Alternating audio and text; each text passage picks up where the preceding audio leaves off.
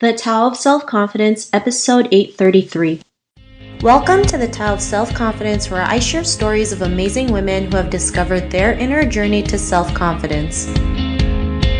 Visit our website at thetaoofselfconfidence.com. Your inner journey to self-confidence awaits.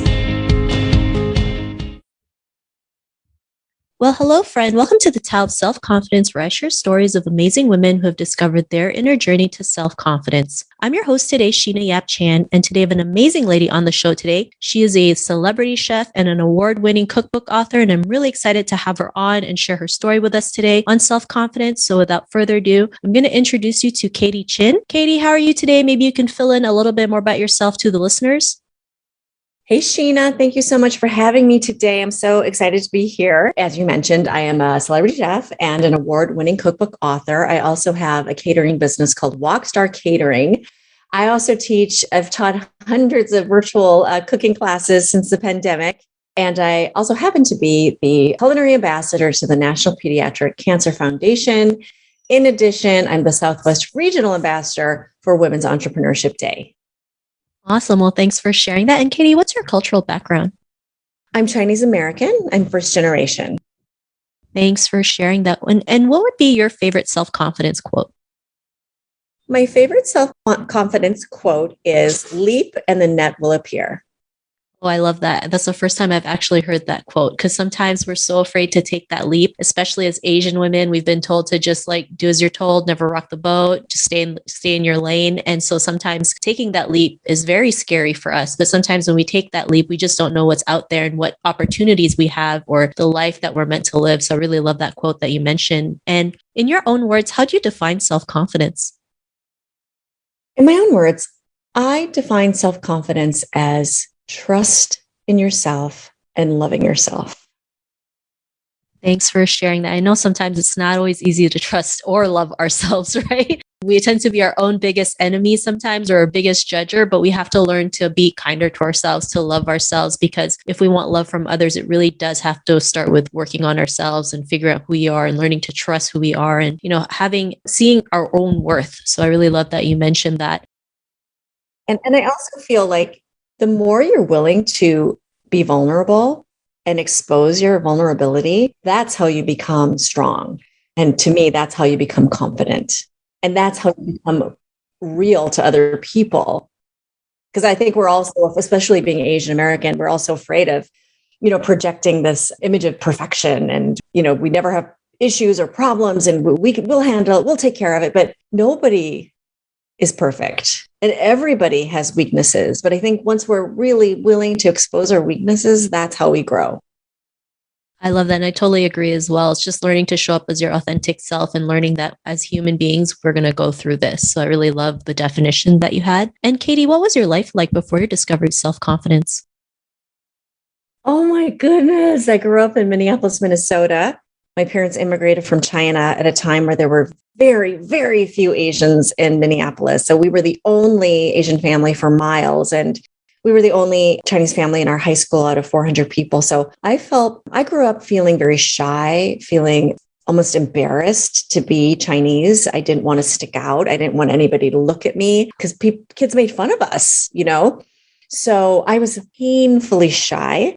And then later in life, when I went to college, I went to Boston University. I met all these Asian Americans and then Asians from other countries, international students. And I finally felt a sense of pride in my cultural identity. And that's when I found a voice. And once I found my voice, I started feeling more confident in who I was. But then once I moved to LA and I worked in the entertainment industry, I just felt like a complete fish out of water. I mean, I'm from the Midwest. I went to school in Boston. I didn't know anything about Hollywood. And I felt like a lot of Asian Americans will hopefully relate to this, but I felt like I was like a little girl wearing like an Armani suit with a briefcase, totally in over my head. Like, what am I doing here? Why am I here? And I'd be in these like high pressured meetings and I would literally pretend to be Waverly from the Joylet Club. You've seen the Joylet Club. Like she's like, she's a hard ass advertising executive, extremely confident. So I would literally pretend to be her. Like I'd go like, how would she act? what would she say? So I feel like whatever little like tools you have in your toolbox or tricks you have in your bag that help you get through moments like that when you're feeling insecure about your abilities. And then, just like anything else, it's the outliers theory. Like the more you do it, the more you'll become confident, right? So for me, it's been quite a journey. And then, more recently, once I became a chef, because then I had to completely pivot and learn how to do other things like go on live television. That's scary. That's like so scary, or compete on cooking shows or cook at the White House or whatever. Terrifying. But I feel like going back once again, trusting yourself, loving yourself, being okay with making a mistake or being vulnerable. So I had to relearn. I mean, not relearn. I had to learn how to do all that stuff as an adult much later in life. So what's helped me really, I think, become confident on that stage is understanding that everything I'm doing, the purpose I'm fulfilling is to honor my mother's culinary legacy, because she was a famous chef and restaurateur, passed away 11 years ago. So when I think about my core values and why I do what I do is to honor her legacy and make my daughter proud, then that gives me all the confidence in the world. Thanks for sharing that. And I think we all went through that. I know growing up as well, I always felt like being Asian was like a weakness. I would never see anybody on TV that looked like me. Like the Joy Luck Club was one of the first Asian movies I saw, and I still love till today. And, at one point I wanted to be like a blonde haired, blue eyed girl named Heather, because that's what I thought being beautiful was. And I think we all have that moments where we embrace, being Asian and being proud of who we are and what we do. And mine was actually from dyeing my hair from blonde back to my original color. I just felt more like myself again. And I know you mentioned about your mother, and your mother has an amazing entrepreneurial journey. I remember she had a restaurant or a catering business or a food business that she basically sold to another company, bought it back and made it into a multi-million-dollar business, which I thought was just phenomenal and just like a boss. Especially like in your journey too, you've been in different industries from entertainment to chef, being a chef. What was that aha moment that made you take that leap? I wasn't feeling inspired. As a good Asian American overachiever, I became a senior VP at Fox at age 28. So I became very successful at a very young age, but I wasn't feeling passionate anymore about it. I felt that life is really short. If I didn't act on my dreams now, then when? That's another favorite quote of mine. If not now, then when? So my passion for cooking was reignited when my mother had to fly to LA and teach me how to cook again because I had forgotten how to cook. And I also saw an opportunity, to create this mother-daughter cultural brand for my mother and I together. But I was just like, you know what? You only have one life to live. If I don't do it now, when am I going to do it? And I do not want to live a life filled with regret. So I think COVID has taught a lot of us, to reprioritize and really look, internally what will really make us happy. So that's what happened. I just woke up and I was like, oh my gosh, I have a jerk to my left, my boss, a jerk to my right, my husband, and I quit them both. You're fired. But it was so, like we were saying, like so not Asian to do something that, hasty, just like, what are you? It looked like I went crazy. It looked like I just woke up one day and like went insane. But that was so liberating too, because you find out who your real friends are.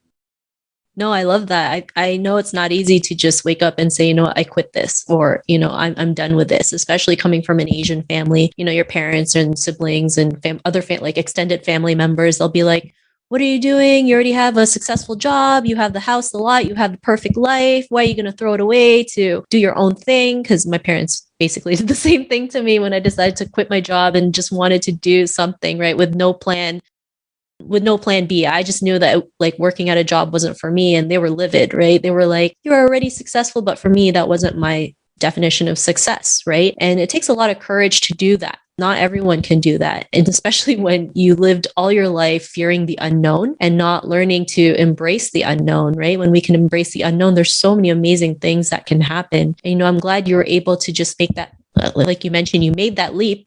And here you are today. You have an award-winning cookbook. You're doing virtual shows. You're getting all kinds of press. You've even cooked for the White House. What's life been like after your discovery?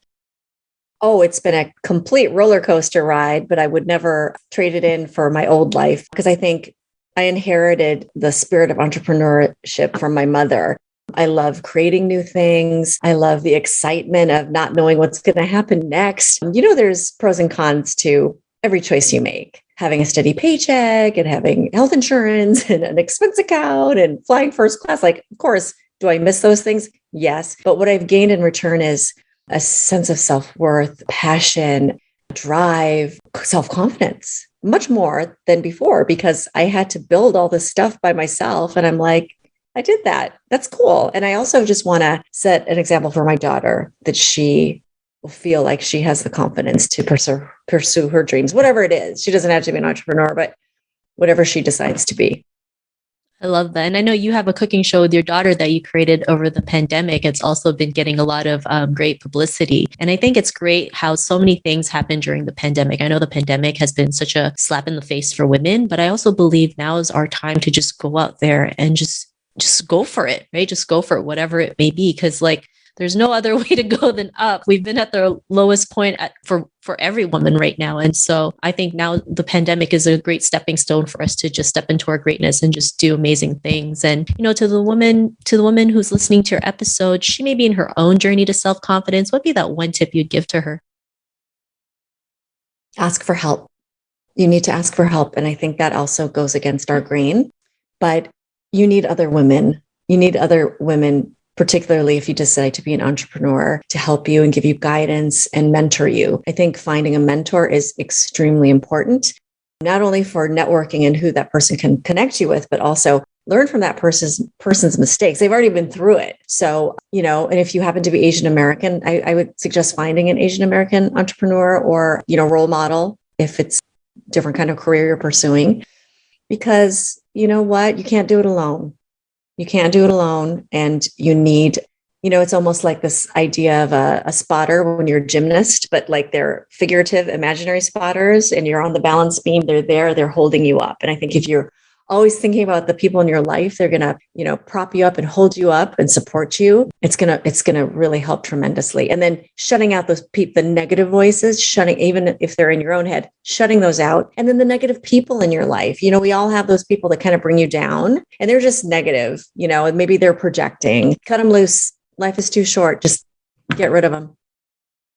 I love it. I love everything that you mentioned, because I also tell people that too, like, ask for help, be okay to ask for help, especially in our culture, right? Asking for help is like a sign of weakness, or we feel like we're asking for a handout. But really, as women, when we work together, we can move mountains. We can overcome so many problems. We learn to elevate each other and cheer each other on. And so having support, especially for Asian women, is so important, right? Having role models, listening to podcasts like these, or reading books like Asian Women Who Boss Up, things like that. Like, any form of support system can really help each and every person just get to that next level. So I really love that you mentioned that.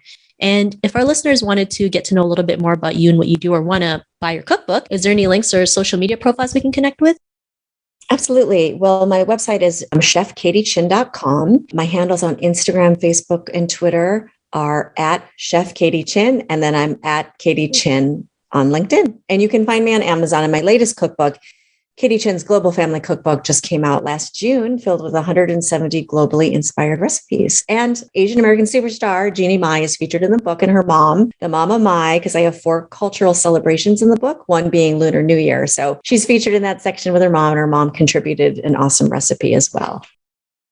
Awesome. Well, thanks for sharing that. And to our listeners, if you want to connect with Katie, you can also head on over to thetaoofselfconfidence.com and search for Katie's name. Her show notes will pop up along with everything else that we talked about. And I really just want to thank Katie today for taking the time to share her story and journey with us on self-confidence. So thank you so much, Katie. Thank you, Sheena. Thanks for having me. Not a problem. It was such an honor to have you on the show. And to our listeners, be on the lookout for another new episode of another amazing woman's journey to self-confidence. And we'll talk to you soon. Bye for now. Thank you for tuning in to another amazing episode of The Tao of Self-Confidence. You can order your copy of Asian Women Who Boss Up book by visiting our website at thetaoofselfconfidence.com. Your inner journey to self-confidence awaits.